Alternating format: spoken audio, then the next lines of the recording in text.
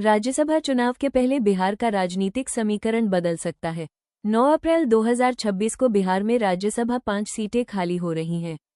बिहार में इन सीटों पर अभी राष्ट्रीय जनता दल और जनता दल यूनाइटेड से 2-2 और उपेंद्र कुशवाहा की राष्ट्रीय लोक मोर्चा से एक राज्यसभा सांसद हैं।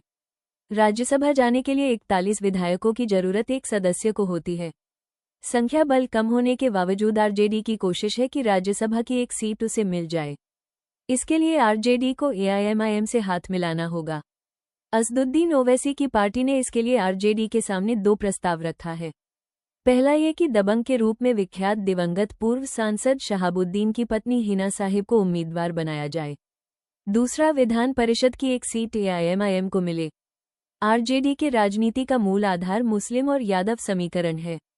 इस बार के विधानसभा चुनाव में असदुद्दीन ओवैसी ने सीमांचल में इस समीकरण को तोड़ दिया। उसके 5 विधायक यहां विजयी हुए। असदुद्दीन ओवैसी की पार्टी मुस्लिम वोट बैंक के भरोसे ही राजनीति करती है।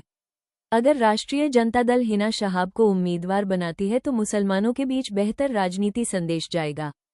मुनाफे में एआईएमआईएम को एक मुस्लिम विधान पार्षद भी मिल जाएगा।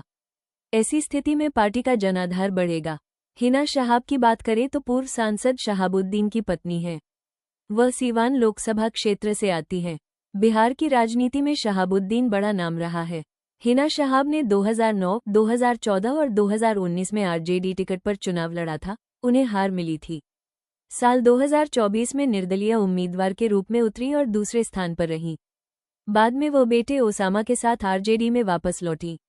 अभी वह आरजेडी के अल्पसंख्यक प्रकोष्ठ की राष्ट्रीय उपाध्यक्ष हैं।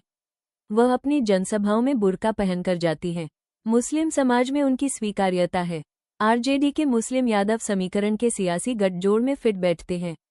उनके बेटे ओसामा शहाब रघुनाथपुर से विधायक है।